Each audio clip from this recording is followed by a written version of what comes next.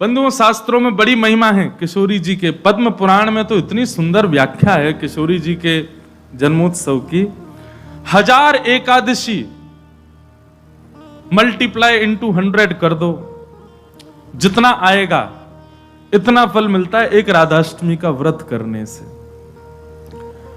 अब कई लोगों के मन में भाव रहता है कि मेरे मन में भी ऐसा ही भाव रहता है कि भैया उत्सव है ठाकुर जी को, जन्माष्टमी को उत्सव है, राधाष्टमी को, तो फिर काहे को हम लोग भूखे प्यासे रहें, बढ़िया माल छाने।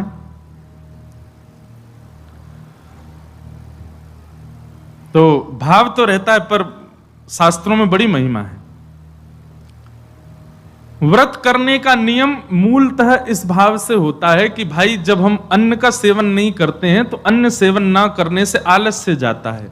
अन्न सेवन ना करने से मस्तिष्क में, मन में नकारात्मक ऊर्जाएं नष्ट हो जाती हैं।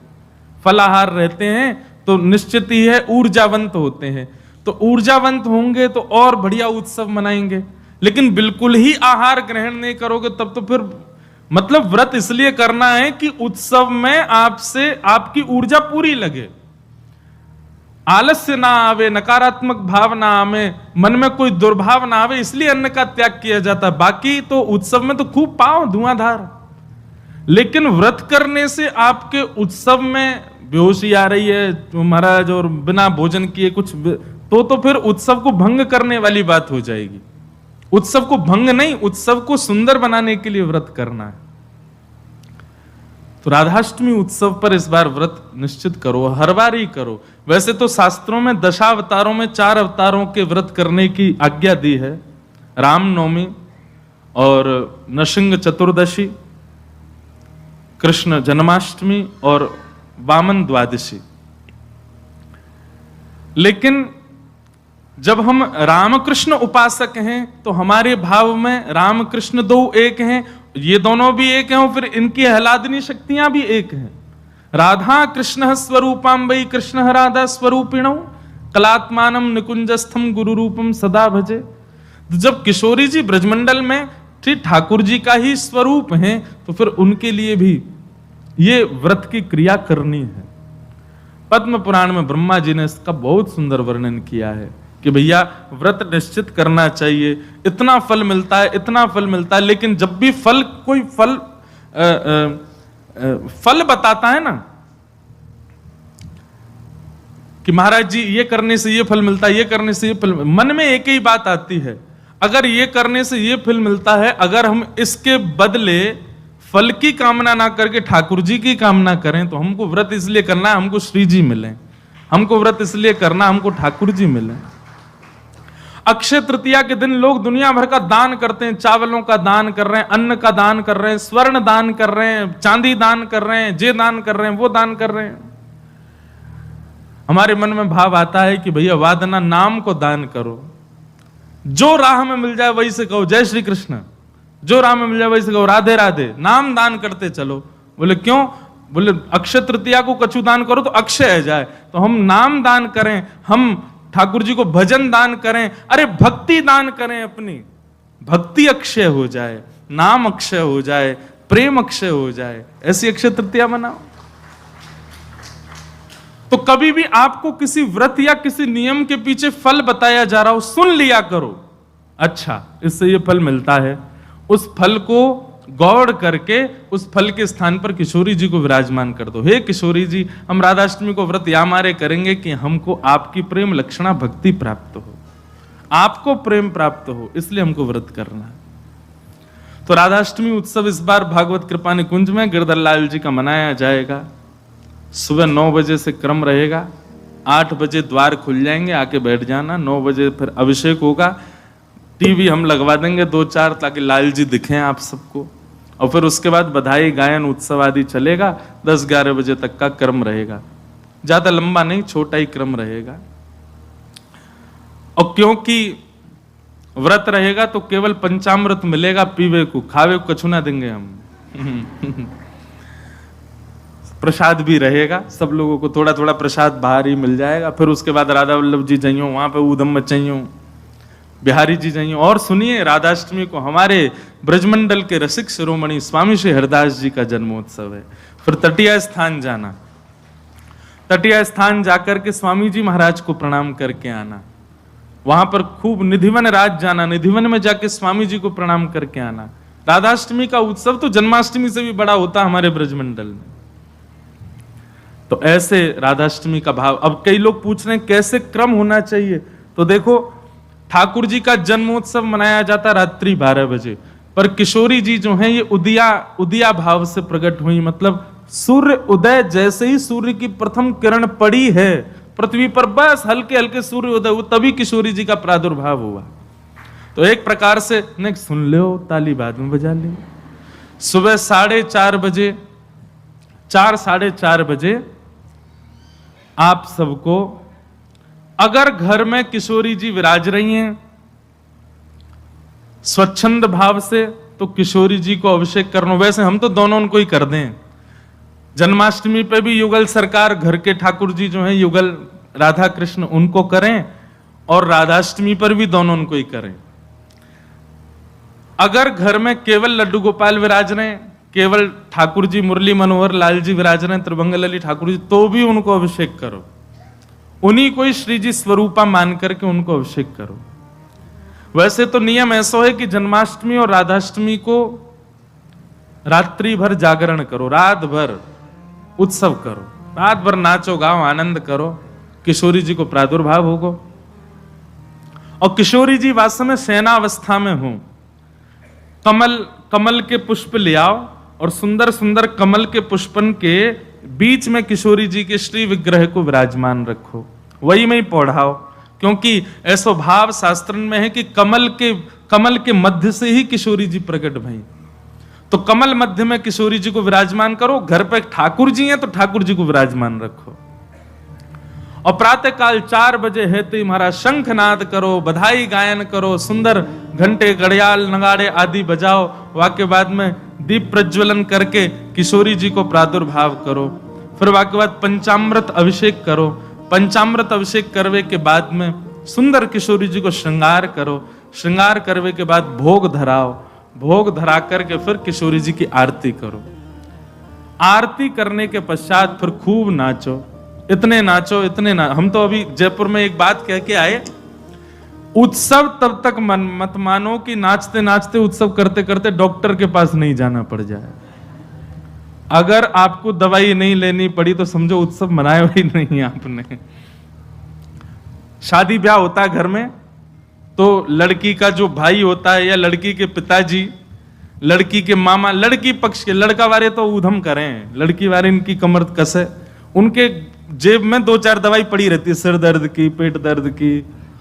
क्यों, हमारी तो बड़ी 3 बहनें, तो उनको पता है वो एक दवाई रखी रहेगी, क्यों सिर दर्द हो रहा है, सो नहीं पा रहे हैं। तो तभी ब्याह माना जाता है जब पिता और भाई ये बिल्कुल श्रमित हो जाएं, तब लगता है हाँ ब्याह हुआ। श्रमित ही नहीं हुए तो क्या बात का ब्याह। ऐसे ही उत्सव में महाराज एक आनंद की बात करें, ये नहीं जबरदस्ती कि महाराज दवाई लेनी ही पड़ जाए। जब तक इतने श्रमित नहीं हो जाओ, इतने नहीं थक जाओ कि महाराज अब कुछ नहीं हो सकता हमसे, पस्त नहीं हो जाओ, तब तक नाचते ही रहो किशोरी जी के आगे, ठाकुर जी के आगे। खूब बढ़िया उत्सव करियो, खूब नाचियो, और फिर व्रत रखो पूरे दिन। किशोरी जी को खूब बढ़िया व्यंजन पवाओ, और पवा करके वो कोई को वितरण करो, कोई अपने काजे थोड़ा रख लो, दूसरे दिन जब नौमी लगे सोवा को पाओ प्रसाद रूप में, पर वह दिन व्रत रखो। और भैया नहीं रुको जाए तो पालियो, चकाचक पाओ, बोले हमारी श्री जी को उत्सव है हम तो पाएंगे, तो पाओ, कोई दोष भी नहीं। व्रत ना करने से पाप नहीं लगता है, पर व्रत करने से पुण्य बहुत होता है हमको, लेकिन पुण्य की नहीं, हमको किशोरी जी की कामना है। तो इस प्रकार, और फिर एक नियम सुनो, या तो संभावना बने तो सहस्त्र कमल, 1000 कमल, और 1000 कमल की भावना नहीं बने तो 1000 कोई भी पुष्प, लेकिन सुगंधित होने चाहिए, बिना सुगंध वाले नहीं। मोगरा के हो जाएं, हार श्रृंगार के हो जाएं, गुलाब के हो जाएं, और यदि व्यवस्था बन जाए तो कमल 1000 हो जाएं। किशोरी जी के अभिषेक के बाद, आरती करने के बाद, सब आरती आदि पूजन किशोरी जी को भोग लगाने के बाद, फिर उसके बाद 1000 कमल से श्री चरणों की अर्चना करो। अब अर्चना में तो कई लोग ऐसा भाव रखेंगे कि राधा सहस्त्र नाम गाओ, राधा सहस्त्र नाम से 1000 कमल चढ़ाओ, पर हमारी भावना ऐसी, गोपाल सहस्त्र नाम से चढ़ाओ। गोपाल जी के नाम से एक एक कमल ठाकुर जी, क्योंकि भैया धन धन राधिका के चरण,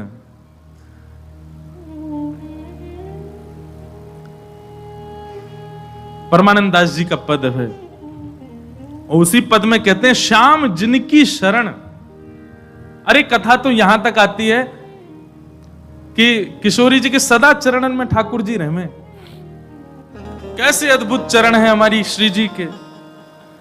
सुभग शीतल अति ही कोमल, कमल के से वरण, धन धन राधिका के चरण। सब लोग इधर देखो, भाव से सुनो। नख चंद्रिका अनूप राजत, विविध शोभा वरण। नख पर एक अद्भुत चंद्र का विराजमान है, विविध शोभा वरण, वो विविध विविध शोभाओं को धारण करी हुई है। किसी को किसी रूप में दिखती है, किसी को किसी रूप में दिखती है। नंद सुत मन मोदकारी, ठाकुर जी को किशोरी जी के मुखमंडल के श्रृंगार में सुख मिलता है, पर ठाकुर जी को उससे भी अति सुख मिलता है किशोरी जी के चरण देखने में। मतलब हमारे गिरधर लाल जी सदा ऐसे ही रहते हैं, नीचे ही नजर रहती है उनकी। क्यों? बोले जब गिरिराज धारण किए तो सामने किशोरी जी खड़ी है, तो किशोरी जी के मुख को नहीं, किशोरी जी के श्री चरणन को देख रहे हैं ठाकुर जी, और नित्य दृष्टि वहीं रखते हैं। वैसे तो लाला के नैन रुके ना, चप्पल तो यूं ही घूमते रहेंगे इधर उधर, लेकिन जैसे किशोरी जी आ जाए ठाकुर जी ऐसे ही खड़े रहते हैं, नीचे नजर करके, नजर सीधे चरणों में ही रहती है किशोरी जी के। मुख को देखने में भी संकोच करते हैं लाल जी, चरण ही इतने सुंदर हैं किशोरी जी के कि वहीं रहते हैं। नंद सुत मन मोदकारी, मन को सुख नहीं, मोद यानी कि अत्यंत सुख मिलता है ठाकुर जी को जब किशोरी जी के चरणार बिंदों को देखते हैं। दास परमानंद छिन छिन, श्याम जिनके शरण, धन धन राधिका के चरण, धन धन राधिका के चरण। तो किशोरी जी का अभिषेक करने के बाद, भोग लगाने के बाद, आरती करने के बाद सहस्त्र कमलों से गोपाल सहस्त्र नाम पाठ करके किशोरी जी को चढ़ाओ। और वैसे तो देखो भाव बहुत सारे हैं, पर मेरा भाव तो यह है कि ठाकुर जी के नाम से किशोरी जी के श्री चरणन में पुष्प अर्पित करो।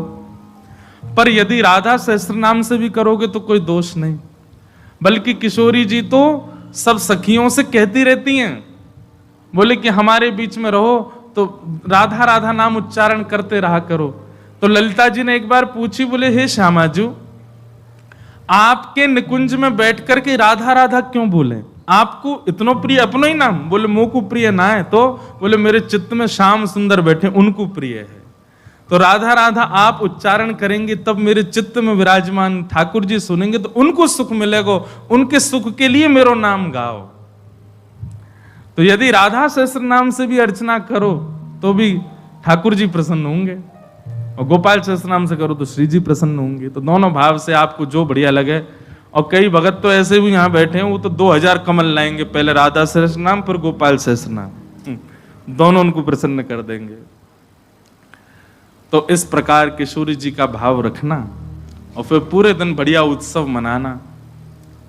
यहीं आ जाना 9 बजे, फिर राधा वल्लभ जी जाना, तटिया स्थान जाना, पूरे दिना ब्रजमंडल को ही रखियो वादना, तो ब्रज तज और कोई भावना चित्त में आवे ही नहीं। ऐसा भाव किशोरी जी के जन्मोत्सव पर रखिएगा।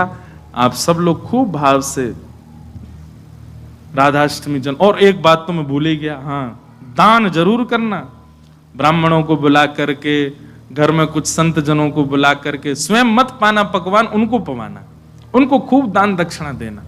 काय बात की बोले बधाई है, हमारी लाडली जी प्रकट भई है, वाकई बधाई बांटते रहो। नहीं तो कछु नहीं चले तो 10-10 की गड्डी ले लियो और पूरे टम्पू और रक्सान में घूमते सबन को बांटते चलो, लो भैया हमारी लाडली जू की बधाई है। अरे उत्साह, ये तो मैं बता रहा हूं मंच से, ये बताने वाली बात नहीं, आपके मन में अपने आप आनी चाहिए ये सब बातें। हमारी लाडली जी प्रकट भैया, हम कहा करें आज।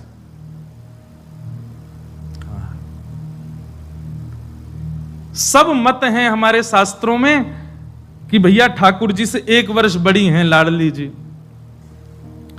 कई भाव ऐसे बताए जाएं कि 1 साल बड़ी हैं, और कई भाव ऐसे बताए जाएं 15 दिन छोटी हैं। पर अधिकतर ब्रजवासी 15 दिन छोटी वारो भाव ही माने।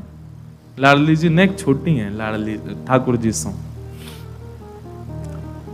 क्योंकि हमने जब राधा रसामृत कथा करी नागपुर में 2 बार कर चुके, वह कथा को तो सुख ही अलग है। कभी कभी मैं भी सुनता हूं, इतना आनंद मिलता है, सुख मिलता है किशोरी जी के चरित्र में। तो वहां एक प्रसंग सुनाया था मैंने कि जब किशोरी जी को प्रादुर्भाव भयो तो नंदरानी यशोदा भी आई हैं लाल जी को लेकर के। तो उससे ये बात प्रमाणित होती है कि ठाकुर जी को जन्म पहले भयो है, 15 दिन बाद किशोरी जी भई हैं। पर कई लोग अपनी कई भावनाओं को सिद्ध करने के लिए जबरदस्ती फिर इसी बात पे अड़े रहते, नहीं नहीं 1 साल बड़ी हैं लाडली जी, 1 साल बड़ी हैं किशोरी जी। कईयों को ब्याह करने होते हैं ना बड़ी से, तो वो कह देते राधा रानी भी तो बड़ी थी। देखो आप अपने निज कार्य में कुछ भी करो, पर जबरदस्ती लाडली जी ठाकुर जी को मत लाए करो। आजकल हमारा मन थोड़ा सा एक बात से और व्यथित है। वैसे तो मैं विवाद में कभी बोलता ही नहीं, कितनी सारी चीजें हुई, अब लोग ये भी कहेंगे क्यों नहीं बोलते, आपको बोलना चाहिए। पर हमें एक बात पता है कि विवाद में पढ़ने से वो हल नहीं होने वाली है, इसलिए हम ज्यादा पढ़ते ही नहीं उसमें। पर अभी हमारे पीछे कई लोगों ने फोन भी किया, कई लोग बोले भी, बोले महाराज जी आपको बोलना चाहिए, बोलिए बोलिए।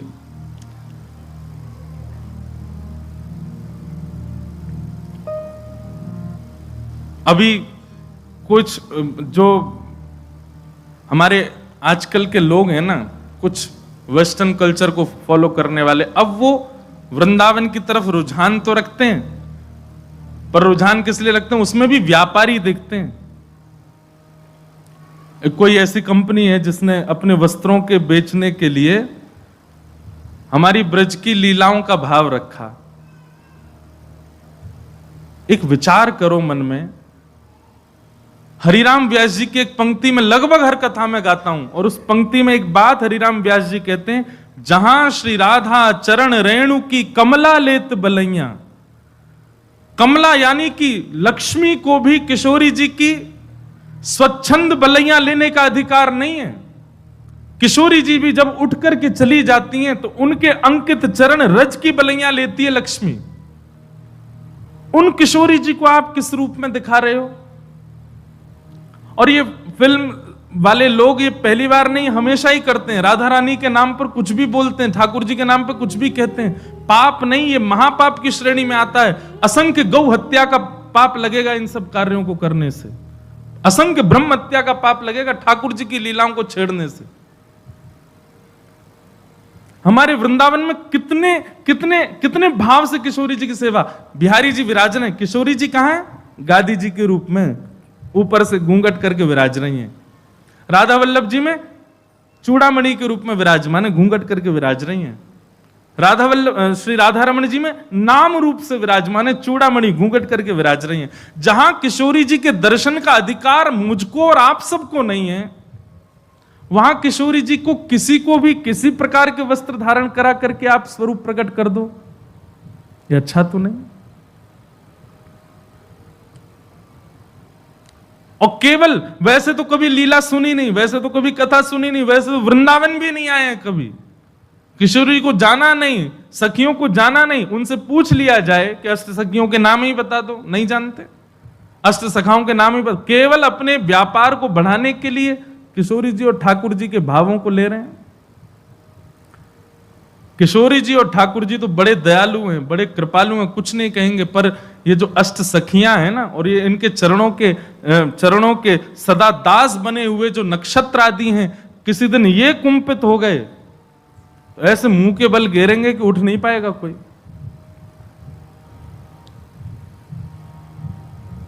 हम प्रार्थना ही कर सकते हैं कि भैया इस प्रकार की ठाकुर जी के भावों को छेड़छाड़ मत करो। हमारे वृंदावन में 40-40, 50-50, 60-60 साल व्यतीत कर देते हैं महापुरुष, मधुकरी पाते हैं, यमुना जल में स्नान करते हैं, सर्दी गर्मी कुछ भी हो फिर भी भोर में मंगला करने के लिए जाते हैं। इतना शुद्ध भाव ठाकुर जी और किशोरी जी के प्रति रखते हैं, तब भी जाकर के राधा तत्व को पहचान नहीं पाते। और आप लोग कभी कथा नहीं सुनते, कभी लीलाएं नहीं जानते, कभी वृंदावन नहीं आए और सीधे केवल अपनी वस्तुओं को बेचने के लिए ठाकुर जी का आश्रय लेते हैं। जितने भी युवा श्री किशोरी जी के आश्रित हैं, जितने भी युवा वृंदावन से जुड़े हैं, बड़े बूढ़ों को हम तंग नहीं कर रहे, युवाओं से कह रहे हैं, जितने भी युवा वृंदावन से जुड़े हैं, जितने भी वृंदावन के भाव से जुड़े हैं, वृंदावन का प्रसाद एक बार भी जिह्वा पर धारण किया है, किशोरी जी का नाम उच्चारण करते हैं, उर्धपुंड ब्रजरज अपने माथे से लगाते हैं, सब लोगों से हमारी प्रार्थना, आपका नाम जप, आपका व्रत, आपकी एकादशी, आपका वृंदावन आगमन सब व्यर्थ हो जाएगा यदि इसका विरोध नहीं किया तो। किशोरी जी के भाव में सब लोग आगे आइए। कुछ दिन पहले भी विवाद हुए थे, परंतु ये ज्यादा है। ये नहीं तो हमारे फिल्म जगत के लोग तो कभी भी कुछ भी करते हैं, राधा रानी पे ऐसे ऐसे फूड़ गीत भी बना देते हैं, उनके स्वरूप को कुछ भी दिखाते हैं। हम सत्य बताएं, मंच से पहली बार कह रहे हैं, आज तक श्री रामानंद सागर जी के द्वारा बनाई गई रामायण और पुरानी जो महाभारत थी उसके बाद जितने भी राधा कृष्ण या कोई भी ठाकुर जी के नाम से सीरियल भी बने हैं ना, किसी में रुचि नहीं आई आज तक, क्योंकि वो रूप आया ही नहीं जो आना चाहिए था। और हम एक और घोषणा करें, जैसे भक्ति पथ है ऐसे भक्ति पथ का एक और चैनल बनाया जा रहा है, क्योंकि आजकल के बच्चे जो हैं फोन एडिक्ट बहुत हो गए हैं। अधिकतर घरों में देखा गया दूध नहीं पी रहा तो उसके सामने कुछ भी जला देंगे, वो देखता रहेगा कार्टून और फिर उसके बाद में उसको खिला देंगे, पिला देंगे, जो भी करेंगे। तो हमने एक भाव रखा, जितनी भी लीलाएं ठाकुर जी की बाल्यकाल की सुनाते हैं कथा में, उन सबको कार्टून रूप में करके फिर उनको यूट्यूब पे डाला जाए। अब क्या दिखाना है बालक को, नहीं दूध पीवे तो सूरदास जी का पद हम गा रहे हैं, उसकी व्याख्या कर रहे हैं। ठाकुर जी चोटी पकड़ के कह रहे हैं, कबहू बढ़ेगी चोटी मैया मोरी, किते बरस मोए दूध पिबत भय, ये अजहू है छोटी। अब इसका ढूंढ रहे हैं, कोई मिले हमको एनिमेशन वाला अच्छा, बहुत जल्दी, अगर राधाष्टमी तक भी लगे हैं कोई मिल जाएगा तो जल्दी। ये जितनी लीलाएं ठाकुर जी की बाल लीलाएं सुनाते हैं, किशोरी जी की बाल लीलाएं सुनाते हैं, और फिर वो शुरू होगा काम तो फिर और ज्यादा लीला सुनाएंगे। उन लीलाओं को बालकों के लिए कार्टून उसका बनवा करके फिर डलवाएंगे। दिखाओ बच्चों, दिखाना ही है फोन तो वो दिखाओ। इस भाव से कम भोजन भी करेंगे, रोएंगे भी नहीं और ठाकुर जी की लीला भी सुनेंगे। तो उनका फोन का जो एडिक्शन है वह भी एक सद्भाव में परिवर्तित होगा। तो हम तो प्रयास कर रहे हैं अपनी तरफ से जितना हो सके। आज इतने युवा बात मानते हैं, एक बार कुछ भी कहते हैं फॉलो करते हैं तुरंत। सब युवाओं से प्रार्थना है, आप सबके पास बल है, आप सब ही किसी को सपोर्ट करते हैं तो वो कुछ बनता है, और आप सभी किसी को गिराते हैं तो वो गिर जाता है। कम से कम दुनिया को कुछ भी करने दो, ठाकुर जी की लीला, ठाकुर जी के भाव, ठाकुर जी के स्वरूप को यदि कोई इस प्रकार से दिखावे तो उसके आगे हाथ भी नहीं जोड़ने, उससे प्रार्थना भी नहीं करनी, उससे जिज्ञासा भी नहीं करनी, सीधा उसको नीचे गिर दो, नहीं तो हमारा नाम जब साधन सब व्यर्थ हो जाएगा। इसलिए भैया आप सब युवा जागृत होइए, इस विषय पर थोड़ा ध्यान दीजिए। कुछ दिनों के अंदर अगर ये नहीं समाप्त होता है तो फिर इसके लिए कुछ और नियम कड़े वृंदावन से उठाए जाएंगे, किया जाएगा कुछ ना कुछ, क्योंकि ये स्वीकार तो नहीं किया जाएगा लंबे समय तक। हमारी किशोरी जी का स्वरूप, उनके रूप लावण्य, सखियों को क्या जानते हैं हम लोग? कौन है ललिता जी, कौन है विशाखा जी, कौन है ये सारी सखियां?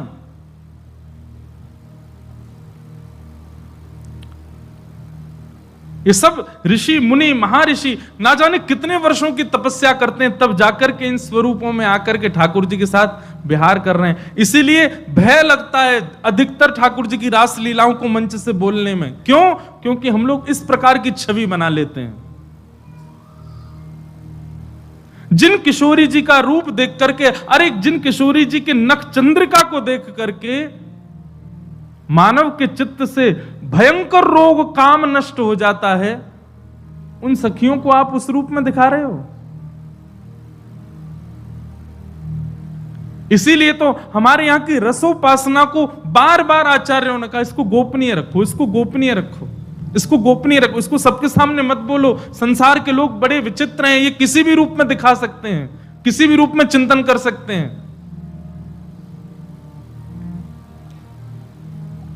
हम भी कभी कभी बोलते हैं कथा में, लेकिन भय लगता है। अब तो ऐसा मन में सच में कल से ये भावना आ रही है कि निकुंज की उपासना के विषय में अब चर्चा मैं भी कम ही करूं कथा में, और निकुंज की चर्चा करें भी तो सीमित लोगों में करें, और सीमित लोगों में भी करें तो उसका कोई टेलीकास्ट ना करवाएं, क्योंकि लोग तो कुछ भी समझ लेते हैं बातों को।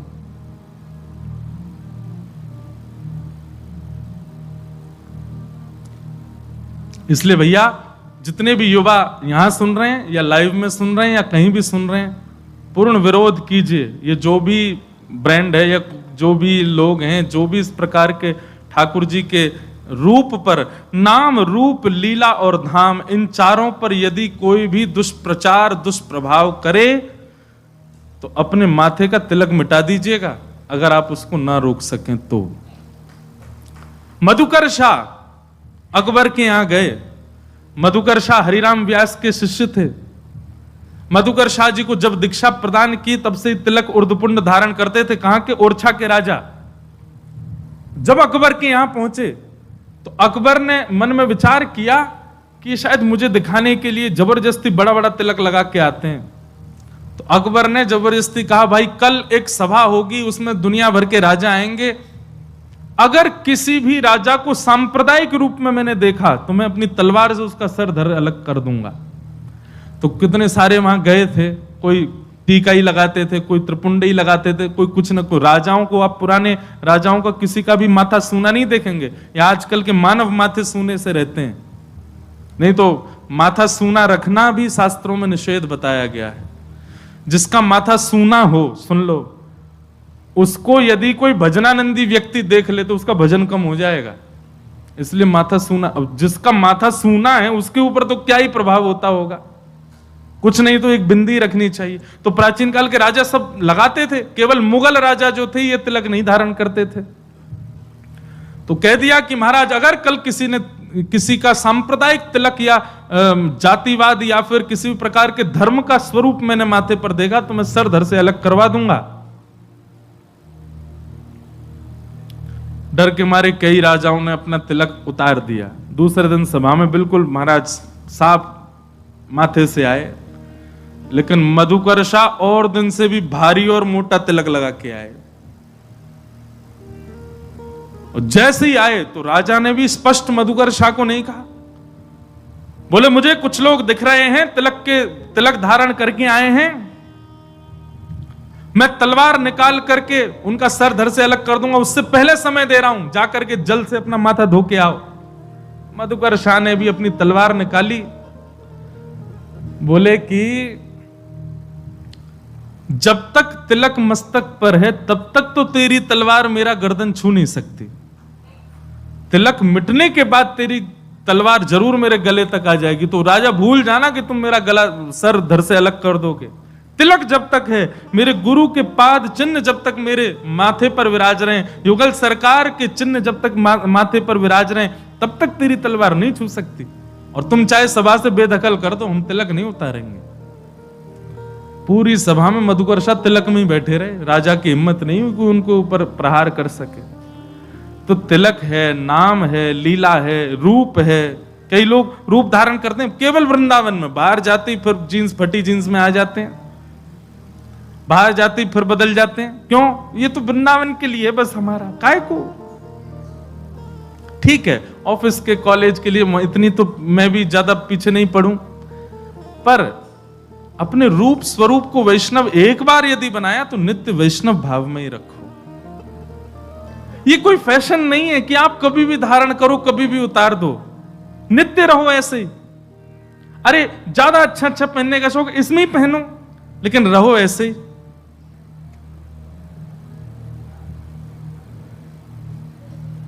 इसलिए भैया इन कुछ बातों पर ध्यान रखो और इसका पूर्ण विरोध करो। कुछ दिन में अगर ये चीज समाप्त नहीं हो तो फिर हम कुछ और बताएंगे क्या करना है।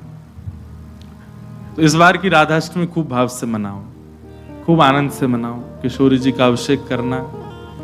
तो ऐसा भाव बताया कि मैं कथा सुना रहा था कि किशोरी जी के जन्म की खबर जब सुनी तो नंद रानी यशोदा अपने लाला को लेके गई। तो 15 दिन बड़े हैं लाल जी। तो जैसे ही गई तो महाराज रत्न आभूषण कितने सारे भर करके बैलगाड़ी में लेकर के गई, किशोरी जी को जाकर के देंगे। और सुनो, किशोरी जी के दर्शन करने के लिए यशोदा मैया गई तो वादना लाला को भी छोरीन जैसा श्रृंगार करके ले गई हैं। क्यों? लाली के उत्सव में जा रही हैं तो लाला लाली बन के गए हो। तो ठाकुर जी के केश खोल दिए हैं, सुंदर चुनरी उड़ाई है, नेक से ठाकुर जी ने लहंगा पहनो है। छोटे छोटे बच्चे श्रृंगार करते हैं ना, इसी भाव से ठाकुर जी लहंगा परिया पहन के गए। 15 दिन के ठाकुर जी।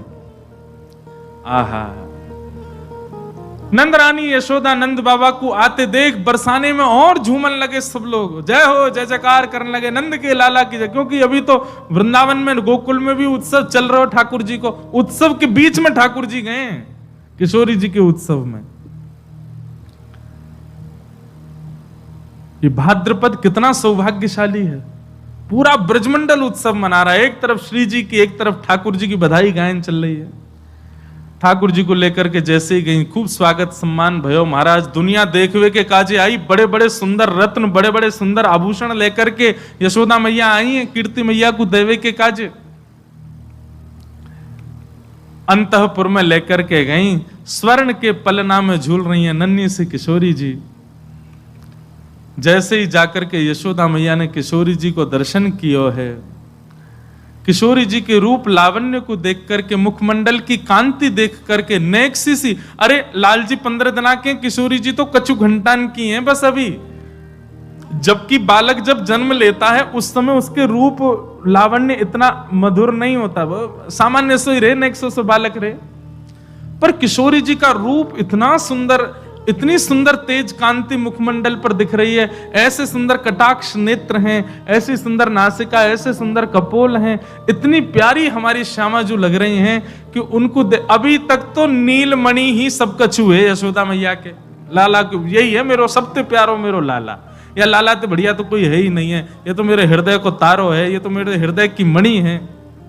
लेकिन आज किशोरी जी को देख करके तो लाला ढीले पड़ गए। नेक नेक यशोदा मैया के हाथ मानो ऐसे हिलने लगे कि लाल जी भी गिर ही जाएंगे का। वो तो लाल जी नहीं कस के पकड़ ली होंगी, मैया मैया ऐसा मत करे, मुंह कायु गिरे।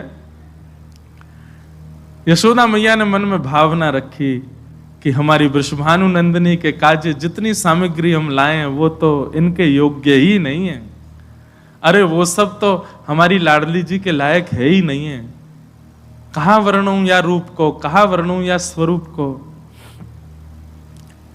तभी यशोदा मैया ने अपने हृदय के मणि, नीलमणि लाल जी, श्री ठाकुर जी, उनको ही गोद में उठाए और किशोरी जी के ऊपर 7 बार बार दिए।